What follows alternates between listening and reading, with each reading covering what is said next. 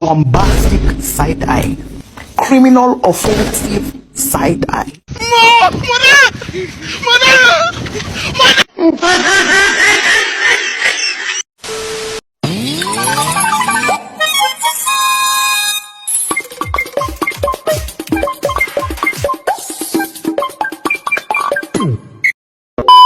Assalamualaikum warahmatullahi wabarakatuh.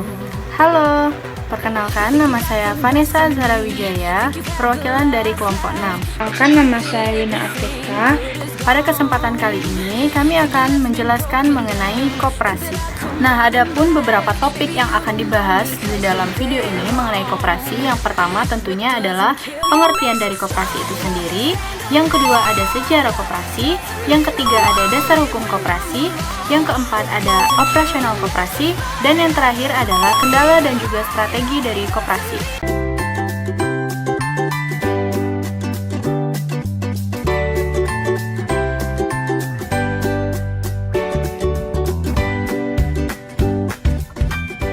Nak, Ibu mau ke koperasi dulu ya?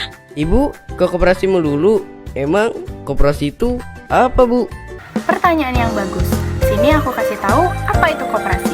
Koperasi adalah bentuk organisasi ekonomi di mana individu-individu atau kelompok berkolaborasi untuk mencapai tujuan bersama dengan cara kepemilikan bersama, pengelolaan demokratis, dan pembagian keuntungan yang adil di antara para anggotanya.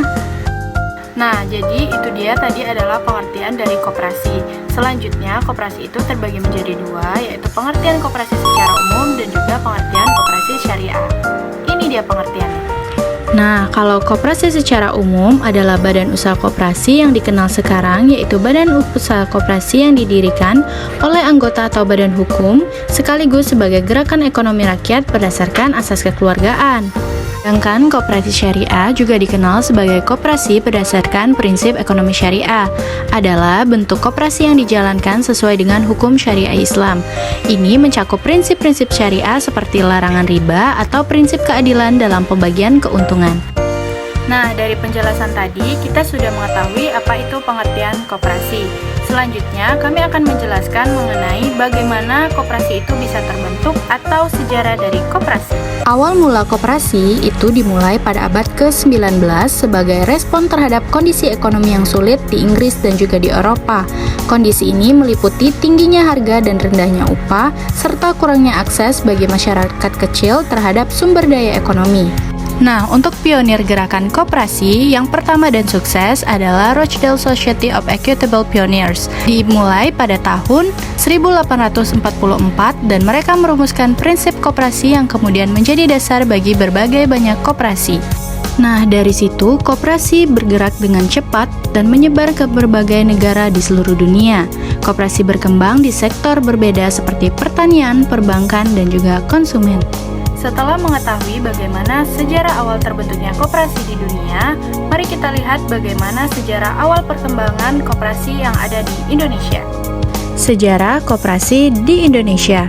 Koperasi timbul dari keinginan rakyat yang merasa perlu bersatu untuk menolong dirinya sendiri dan manusia sesamanya. Tujuannya agar dapat tercipta kesejahteraan dengan asas kekeluargaan. Sejarah koperasi pada awalnya dimulai pada abad ke-20. Pada umumnya, sejarah koperasi dimulai dari hasil usaha kecil yang tidak spontan dan dilakukan oleh rakyat kecil. Kemampuan ekonomi yang rendah mendorong para usaha kecil untuk terlepas dari penderitaan. Koperasi di Indonesia pertama kali didirikan pada tahun 1895 di Lewiliang, yang didirikan oleh Patih Purwokerto, yakni Raden Ngabei, Arya Wuria Atmaja, dan kawan-kawan. Koperasi tersebut merupakan koperasi simpan pinjam yang diberi nama De Purwokertosche Groepen Spaarbank der Inlandse Hoofden, yang berarti bank simpan pinjam para priyayi Purwokerto. Dan dengan seiring berjalannya waktu, koperasi berkembang menjadi 5 jenis koperasi yang ada di Indonesia. Yang pertama yaitu adalah koperasi simpan pinjam, yang kedua koperasi konsumen, yang ketiga koperasi produsen, yang keempat koperasi jasa, dan yang terakhir koperasi pemasaran. Setelah mengetahui bagaimana sejarah koperasi terbentuk, mari kita ketahui dasar hukum dari koperasi. Dasar hukum dari koperasi yang ada di Indonesia adalah Undang-Undang Nomor 25 Tahun 1992 tentang perkoperasian. Di dalamnya mengatur tentang fungsi, peran, dan juga prinsip koperasi. Nah, hukum koperasi sendiri merujuk pada peraturan hukum yang mengatur pendirian, pengelolaan, dan operasional koperasi konvensional. Ini mencakup ketentuan tentang struktur organisasi koperasi, hak dan kewajiban anggota, pembagian keuntungan, serta aspek hukum lainnya yang berkaitan dengan operasi koperasi. Berbeda dengan hukum koperasi syariah, ini rangkaian peraturan dan prinsip hukum yang mengatur pendirian dan operasional koperasi yang beroperasi sesuai dengan prinsip-prinsip ekonomi syariah, mencakup aturan tentang struktur dan operasi koperasi syariah, termasuk pembagian keuntungan yang sesuai dengan prinsip syariah. Setelah mengetahui bagaimana dasar hukum dari koperasi, mari kita ketahui bagaimana operasional dari koperasi. Operasional koperasi. Nah, operasional koperasi ini mencakup sejumlah kegiatan dan proses yang memungkinkan koperasi berfungsi dengan efisien dan memberikan manfaat kepada anggotanya. Nah, operasional koperasi ini terdapat 4 bagian. Yang pertama, manajemen dan pengambilan keputusan.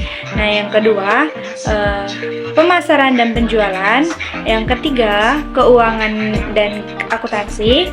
Yang keempat, pertemuan dan komunikasi. Nah, di dalam operasional koperasi ini terdapat juga yang namanya operasional koperasi syariah. Nah, operasional koperasi syariah ini memiliki karakteristik yang khusus sesuai dengan prinsip-prinsip ekonomi syariah Islam. Nah, di dalam operasional koperasi syariah ini terdapat 2 bagian. Yang pertama itu produk dan layanan syariah. Nah, yang kedua itu audit dan kepatuhan syariah.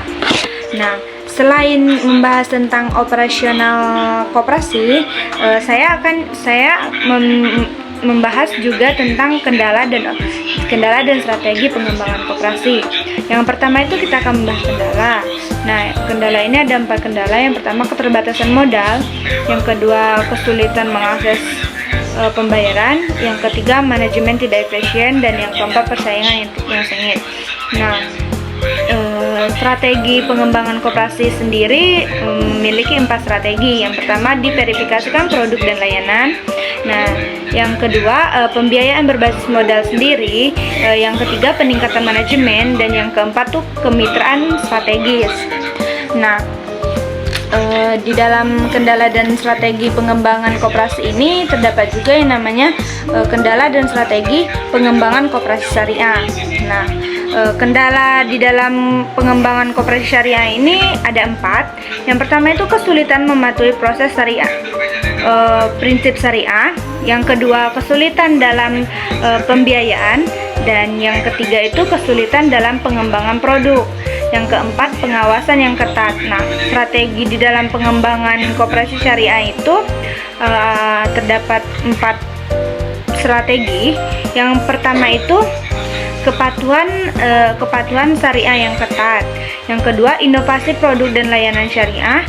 Yang ketiga, pendidikan dan kesadaran. Dan yang keempat itu kerjasama dengan lembaga keuangan syariah. Nah, mungkin itu saja yang dapat saya sampaikan. Semoga apa yang sudah dijelaskan menambah wawasan dan juga menambah ilmu yang bermanfaat untuk teman-teman semua. Jika terdapat kekurangan ataupun kesalahan dari video kami tadi, kami memohon maaf. Kepada Allah kami mohon ampun. Kami akhiri. Wassalamualaikum warahmatullahi wabarakatuh.